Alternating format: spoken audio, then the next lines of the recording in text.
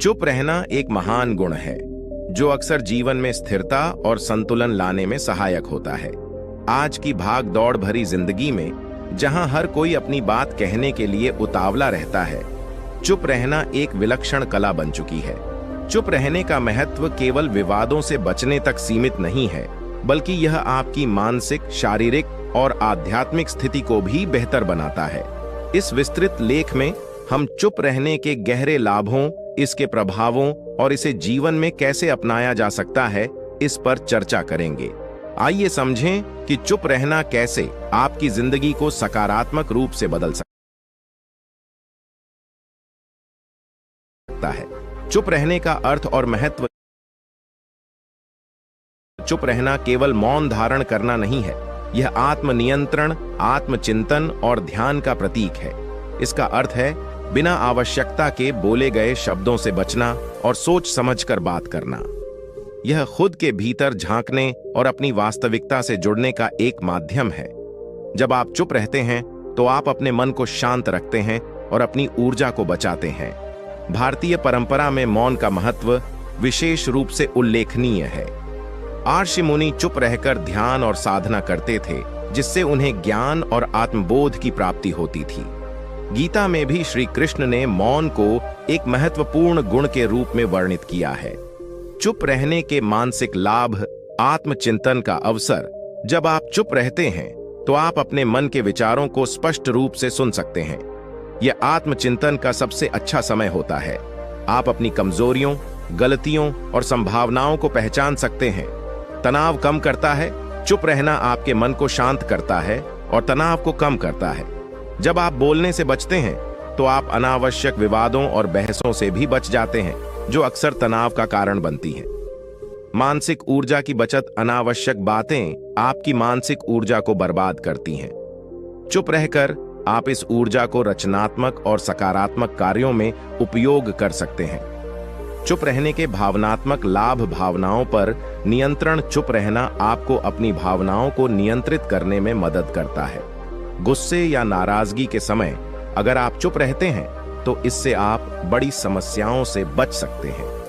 दूसरों के प्रति सहानुभूति। चुप रहने से आप दूसरों को बेहतर तरीके से समझ पाते हैं।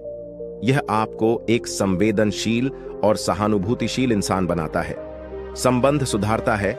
जब आप रिश्तों में बोलने से ज्यादा सुनने पर ध्यान देते हैं तो यह आपके संबंधों को मजबूत करता है। चुप रहकर आप अपने प्रियजनों के साथ बेहतर संवाद स्थापित कर सकते हैं। चुप रहने के सामाजिक लाभ। विवादों से बचाव। कई बार अनावश्यक बोलने से विवाद उत्पन्न होते हैं।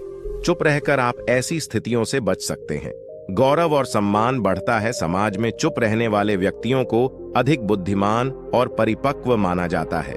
उनकी बातों को अधिक महत्व दिया जाता है। अच्छे श्रोता बनना। चुप रहने से आप दूसरों की बातों को ध्यान से सुनते हैं। यह आपको एक अच्छा श्रोता बनाता है, जो हर किसी के लिए एक आदर्श गुण है। चुप रहने के आध्यात्मिक लाभ। आत्मा से जुड़ाव। चुप रहकर आप अपने भीतर झांक सकते हैं। यह आपको अपनी आत्मा से जोड़ता है और आपको जीवन के गहरे रहस्यों को समझने में मदद करता है। ध्यान और साधना में सहायक। मौन, ध्यान और योग का महत्वपूर्ण हिस्सा है। यह आपको मानसिक शांति और स्थिरता प्रदान करता है। ईश्वर से संवाद। मौन के माध्यम से आप अपनी प्रार्थनाओं और ध्यान को गहराई से महसूस कर सकते हैं। यह आपको ईश्वर से जोड़ने का एक सशक्त माध्यम है। चुप रहने के व्यावहारिक लाभ। समस्या समाधान की क्षमता। चुप रहकर आप किसी भी समस्या को गहराई से समझ सकते हैं। यह आपको ठोस और प्रभावी निर्णय लेने में मदद करता है। समय और ऊर्जा की बचत। अनावश्यक बातों में उलझने से बचकर आप अपने समय और ऊर्जा को सही दिशा में लगा सकते हैं। आत्मविश्वास बढ़ाता है। जब आप सोच समझकर बोलते हैं तो आपके शब्द अधिक प्रभावशाली होते हैं। यह आपके आत्मविश्वास को बढ़ाता है। चुप रहने की कला कैसे सीखें? मौन का अभ्यास करें। रोजाना कुछ समय मौन रहकर आत्मचिंतन करें। इससे आपकी सोचने समझने की क्षमता बढ़ेगी। गुस्से में चुप रहने का प्रयास करें। जब भी आप नाराज या परेशान हो तो चुप रहने की कोशिश करें। इससे आप स्थिति को बेहतर तरीके से संभाल सकते हैं। अवांछित वार्तालाप से बचें। हर जगह अपनी राय देना आवश्यक नहीं है। सोचें कि आपकी बात से स्थिति में सुधार होगा या नहीं। ध्यान और प्राणायाम का अभ्यास करें। ध्यान और प्राणायाम से मन की चंचलता कम होती है। यह आपको चुप रहने में मदद करता है। समझदारी से शब्दों का चयन करें। बोलने से पहले सोचें कि आपके शब्दों का क्या प्रभाव पड़ेगा। केवल वही बोलें जो आवश्यक हो। जीवन में मौन का महत्व। जीवन के हर क्षेत्र में मौन एक महत्वपूर्ण भूमिका निभाता है। चाहे वह परिवार हो, कार्यक्षेत्र हो या सामाजिक परिवेश, चुप रहना आपकी समझदारी और परिपक्वता को दर्शाता है। महात्मा गांधी ने भी मौन को एक महान शक्ति माना था। उनका मानना था कि मौन के माध्यम से आप अपनी आत्मा को सुन सकते हैं और ईश्वर के करीब जा सकते हैं। निष्कर्ष, चुप रहना केवल एक गुण नहीं, बल्कि एक जीवन शैली है। यह न केवल आपको मानसिक शांति प्रदान करता है, बल्कि आपके व्यक्तित्व को भी निखारता है। मौन आपको आत्मविश्वास, आत्मसंयम और आत्मबोध का अनुभव कराता है। यदि आप जीवन में सफलता, शांति और संतोष प्राप्त करना चाहते हैं, तो चुप रहने की कला को अपनाएं। यह न केवल आपको एक बेहतर इंसान बनाएगा, बल्कि आपके जीवन को भी सकारात्मक और आनंदमय बना देगा। चुप रहना कमजोरी नहीं, बल्कि वह ताकत है जो आपके जीवन को नई ऊंचाइयों तक ले जा सकती है। चुप रहना या मौन धारण करना भारतीय संस्कृति में एक महत्वपूर्ण स्थान रखता है। यह न केवल आत्मनियंत्रण और आत्मचिंतन का प्रतीक है, बल्कि जीवन के विभिन्न पहलुओं में इसके लाभ भी स्पष्ट हैं। हालांकि कुछ परिस्थितियों में चुप रहना हानिकारक भी हो सकता है। इस लेख में हम चुप रहने के संभावित नुकसान और उन परिस्थितियों पर चर्चा करेंगे जहां मौन धारण करना उचित नहीं होता। 1. आत्म अभिव्यक्ति की कमी। चुप रहने से व्यक्ति अपनी भावनाओं, विचारों और आवश्यकताओं को व्यक्त नहीं कर पाता। यह आत्म अभिव्यक्ति की कमी का कारण बनता है, जिससे रिश्तों में दूरी और समझ की कमी हो सकती है। 2. मानसिक तनाव और चिंता। भावनाओं को दबाए रखने से मानसिक तनाव और चिंता बढ़ सकती है। निरंतर चुप रहना व्यक्ति को अंदर ही अंदर घुटने का एहसास कराता है, जो मानसिक स्वास्थ्य के लिए हानिकारक है। 3. रिश्तों में दरार। संचार रिश्तों की नींव है।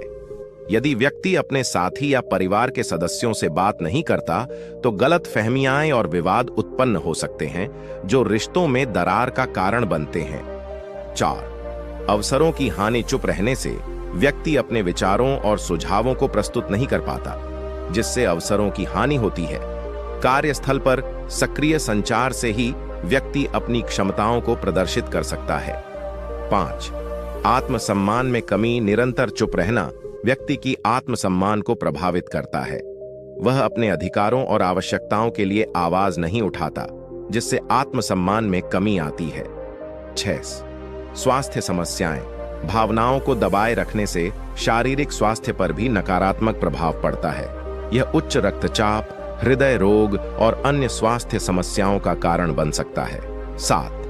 सामाजिक अलगाव। चुप रहने से व्यक्ति सामाजिक गतिविधियों से दूर हो सकता है, जिससे सामाजिक अलगाव और अकेलापन बढ़ता है। संचार से ही व्यक्ति सामाजिक संबंधों को मजबूत कर सकता है। 8. निर्णय लेने में कठिनाई। चुप रहने से व्यक्ति अपने विचारों और दृष्टिकोणों को स्पष्ट नहीं कर पाता, जिससे निर्णय लेने में कठिनाई होती है।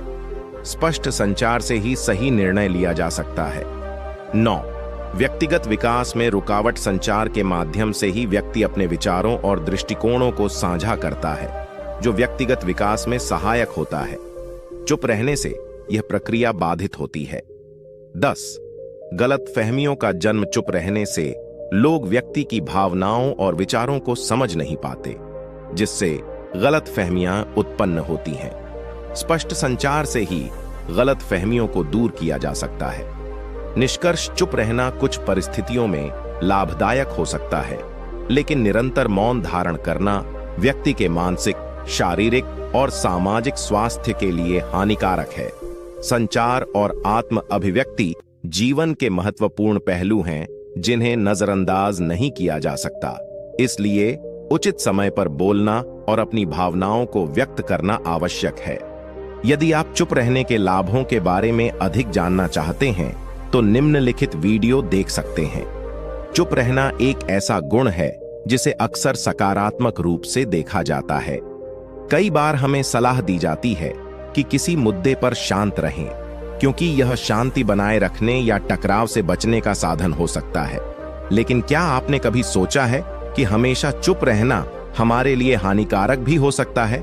चुप रहने के कुछ ऐसे गैर लाभ, नुकसान हैं जो हमारे व्यक्तिगत, सामाजिक और व्यावसायिक जीवन को प्रभावित कर सकते हैं। आइए इस विषय पर गहराई से विचार करें। 1. आत्म अभिव्यक्ति का दमन। चुप रहने का सबसे बड़ा गैर लाभ यह है कि यह हमारी आत्म अभिव्यक्ति को बाधित करता है। हर व्यक्ति के भीतर विचार, भावनाएं और अनुभव होते हैं जिन्हें व्यक्त करने की आवश्यकता होती है। जब हम चुप रहते हैं तो हम अपने विचारों और भावनाओं को दबा देते हैं। इसका परिणाम यह होता है कि हम धीरे धीरे अपनी असली पहचान खोने लगते हैं। उदाहरण, मान लीजिए किसी टीम मीटिंग में आपके पास एक बेहतरीन आइडिया है, लेकिन आप उसे व्यक्त नहीं करते। हो सकता है कि आपकी चुप्पी के कारण वह आइडिया चर्चा में न आ पाए और टीम को किसी समाधान तक पहुंचने में कठिनाई हो। 2. गलतफहमियों का निर्माण। चुप रहने से अक्सर लोग हमारे बारे में गलत धारणाएं बना लेते हैं। जब हम अपनी बात नहीं रखते तो लोग हमारी चुप्पी को स्वीकृति, असहमति या उदासीनता के रूप में देख सकते हैं। इससे रिश्तों में तनाव उत्पन्न हो सकता है। सामाजिक प्रभाव। यदि आप किसी समस्या पर चुप रहते हैं तो दूसरा व्यक्ति यह सोच सकता है कि आपको कोई परवाह नहीं है। इससे आपके रिश्तों में दूरी आ सकती है। 3. आत्मसम्मान में कमी। जब हम बार बार अपनी राय व्यक्त करने से बचते हैं तो यह धीरे धीरे हमारे आत्मसम्मान को प्रभावित करता है। हमें लगने लगता है कि हमारी राय मायने नहीं रखती या हम दूसरों के सामने अपनी बात कहने में सक्षम नहीं हैं। परिणाम, कम आत्मसम्मान के कारण व्यक्ति अपनी क्षमताओं पर विश्वास खो देता है और जीवन में आगे बढ़ने में कठिनाई महसूस करता है। 4. सही निर्णय लेने में असमर्थता। चुप्पी कई बार हमारे लिए एक बाधा बन जाती है जब हमें किसी समस्या का समाधान निकालने या निर्णय लेने की आवश्यकता होती है। हमारी चुप्पी के कारण हम दूसरों की राय पर निर्भर हो जाते हैं, जो हमेशा सही नहीं होती। उदाहरण, यदि परिवार में किसी समस्या पर आप अपनी राय व्यक्त नहीं करते तो यह संभव है कि गलत निर्णय लिया जाए जिससे सभी को नुकसान हो। 5. अवसरों का नुकसान। चुप रहने से कई बार हमें अच्छे अवसरों का नुकसान उठाना पड़ता है, चाहे वह करियर हो, शिक्षा हो या व्यक्तिगत जीवन। जब हम अपनी योग्यता या इच्छाओं को स्पष्ट रूप से व्यक्त नहीं करते तो हमें वह अवसर नहीं मिलता जो हमारे जीवन में मन एक महत्वपूर्ण भूमिका निभाता है। हमारी हर भावना, विचार और निर्णय हमारे मन से होकर गुजरता है। लेकिन क्या आपने कभी यह सोचा है कि हमारा मन हमें नियंत्रित करता है या हम अपने मन को नियंत्रित करते हैं? अगर हम ध्यान दें तो हम पाएंगे कि अधिकतर समय हमारा मन हमारे ऊपर हावी रहता है और यह हमारे जीवन के हर पहलू को प्रभावित करता है। इसीलिए मन को वश में करना बेहद आवश्यक है। जब मन हमारे वश में होता है तभी हम सही निर्णय ले सकते हैं, शांति प्राप्त कर सकते हैं और सफलता की राह पर बढ़ सकते हैं।